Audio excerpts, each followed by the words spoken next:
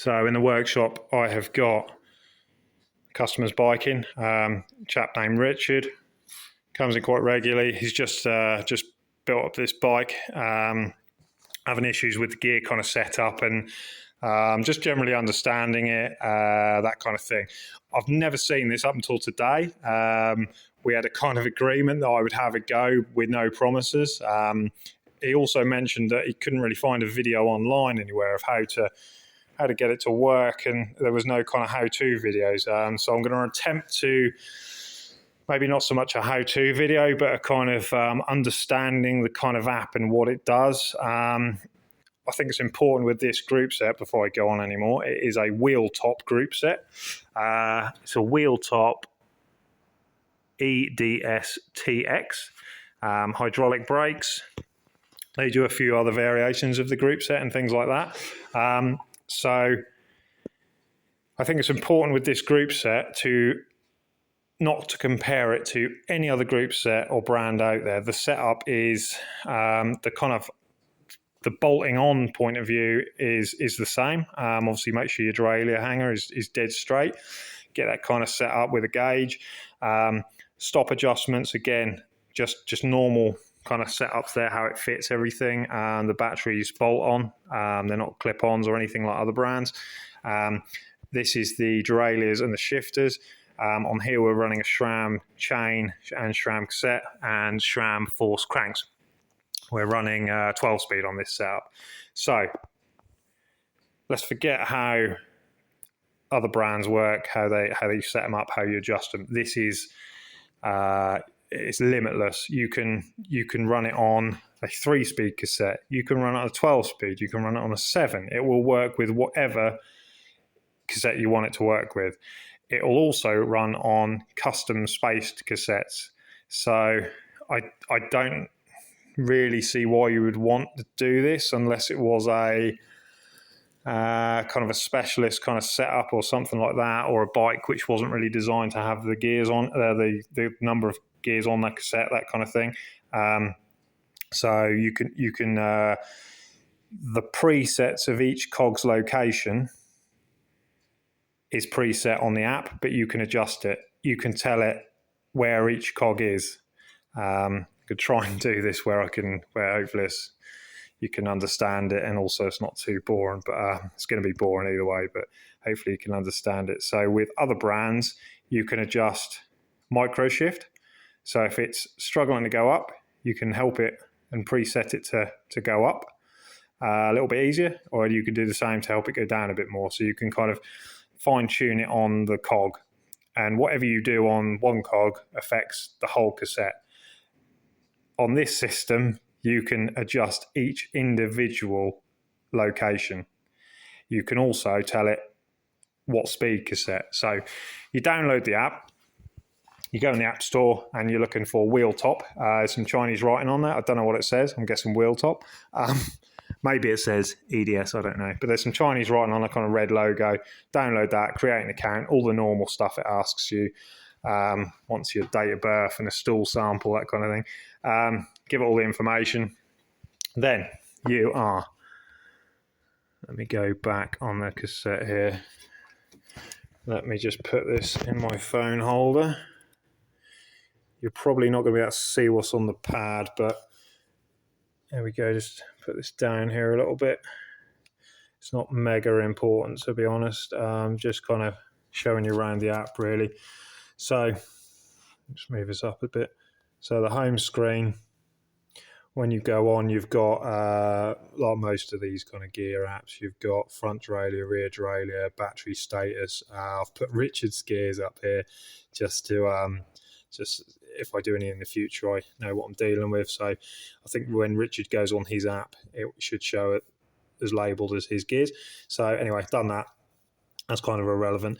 You've got different modes. So it's in casual mode at the minute. If you shift it onto sport mode, I think they call it, or competition mode, it will then speed up the shift, make it really quite snappy.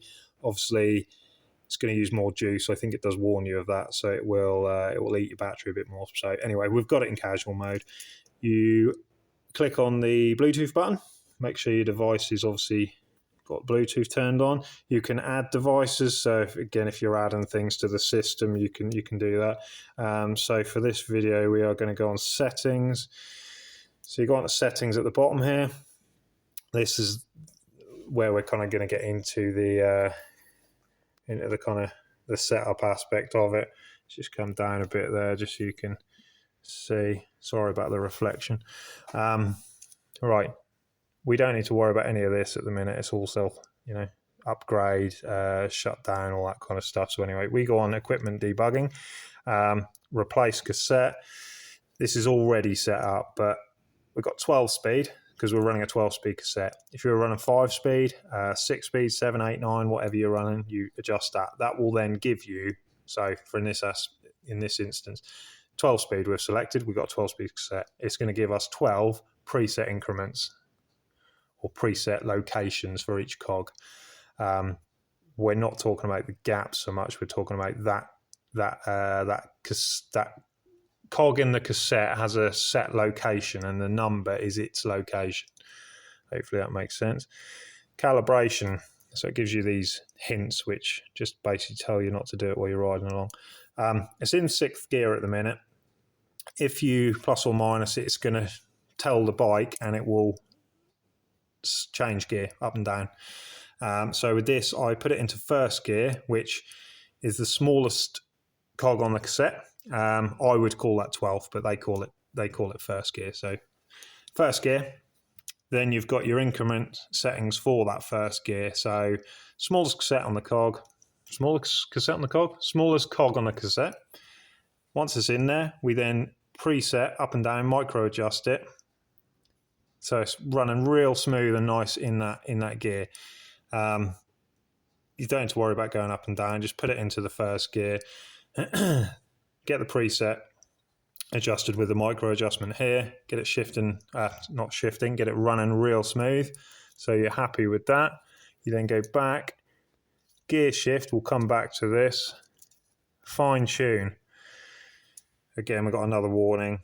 Don't stick your hand in the wheel or something. No, these were all factory preset. I don't know. I haven't really had the time of looking at what the numbers mean. It might be a measurement. It might just be an allocation number for the position. So we had preset numbers. So 1st gear, smallest cog on the cassette, is set to 0. We've just micro adjusted that. That's the baseline is now set at 0. This is set from factory. So we haven't adjusted that. So from 0, this was at say 200 and something. When I shifted up from 1st to 2nd, it overshifted by quite a bit, probably a shift and a half. So the number had to be reduced down from 200 and whatever it was to 195. So we've come down. Once I had the shift from 1st to 2nd gear perfect, that was the number I needed to use. And the difference between this number and what it was 65. So because the cassette, let's take it out of there again. Hopefully, apologies if this doesn't make any sense to anyone, but I'm doing my best. So once the shift from 1st to 2nd was perfect, I knew that the difference between here and here was 65. I had to reduce it by 65. So 195 is what it's set at now. I know that the difference between every single cog is going to be the same as what I had to reduce this by, because all the spaces are the same on this cassette. Every single space is the same thickness. So I know the distance between each cog on this 12-speed cassette is exactly the same. I don't need to measure it because it's irrelevant. So I reduced that number by 65 to make it 195. Therefore, I went in manually adjusted every single location. I took 65 away from every single location. So every single preset location has been reduced by 65. Because first to second shifted really well, I knew that the rest would, because the distance between the cogs is exactly the same. So they've all been reduced by 65. If you make a bit of a mess up of it, you can click one-click recovery, and that will take everything back to factory settings, to your base mark again, which the app has set. I've screenshotted it as well, just in case. So that's that. If you were running like a 5-speed, say you had a custom cassette you'd made and it was 5-speed, or the gaps between the cogs wasn't even. So say you had, let's go over here, say you had your first gear, then you had your second gear, then you had your third gear, and you had your fourth gear, and the spaces you used were totally random, you could adjust the settings, the allocated kind of spacing, to work. So the number gap would be huge where you've put in a huge spacer, because the locations are quite far apart, and on these ones it would be quite close together. So why you would want to do that, I don't know. I guess if you have, sometimes you get a cassette, and a couple of gears are more worn than the others, or I find it sometimes, usually on kind of Tiagra gearing cassettes, I find that one of the shifts is a bit iffy. It almost wants to just have its own adjustment. So with other brands, you're kind of adjusting everything or nothing. So with this, you can adjust the location of each cog. So you can adjust just that shift there if you wanted to. That shift there, you can totally adjust independently to the rest by adjusting the numbers. So I've adjusted them all. These are the presets, which I've now allocated. So it's shifting really well. The front gear change on this is perfect. There's no need to adjust that, but it is basically the same kind of thing. So if I wanted to adjust just fifth gear on its own, that fifth gear change was just not very good, or let's say sixth gear, as it's already in this. That sixth gear change was just, it wasn't quite going in. It was a bit lazy. I can then just individually adjust it. So I'm telling it that location isn't there. It's slightly in a bit. So I can just reduce that number just to bring it in a touch, or kind of go the other way with it. So you can adjust the preset of each individual cog. So it will work with anything. You can make it work. You do have to go in, you do have to do all this yourself. I'd be surprised if you fit it straight out the box and it works, but you can adjust it to do whatever you want with whatever you want, within reason. So that's my kind of quick crash course of how to adjust the gears, my kind of understanding of it. I'm sure someone who knows a bit more, who's adjusted them more than I have, will be able to correct me and pass comment. So please feel free. First time adjusting these, first time having anything to do with it really. A few other shops have kind of, I think, failed to get it set. I know the customer has tried himself, and I mean, he's near enough got it there really. It just needed a bit of a slight tweak. As I say, that 65 digit kind of a decrease I had to do on it just to stop it from overshifting. So the preset spots were just out slightly, so I just had to kind of recalibrate it or re-index it. I guess they're called, you'd call them indexing presets. So any questions, ask, and I will probably not be able to answer them, but I'll give it a go.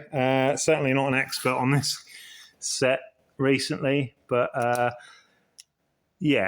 WheelTop, EDS, TX. I'm pretty impressed, to be honest. For how much it costs, it is incredible. So there we go. Hopefully that made sense. If it didn't, apologies. I'm sure as I see more of it, I will be able to give a better description. It's pretty hard to just explain this with my vocabulary to what it means. But I guess the best way to think of it is being able to tell the brain of the shifting operation that each single cog has its own location, which you can alter. You can alter every single location, so you can fine tune every cog on the cassette or every single shift. But yeah, pretty impressed. Pretty impressed. Not going to lie. It's not often I'm impressed by anything these days, but there we go. Very good.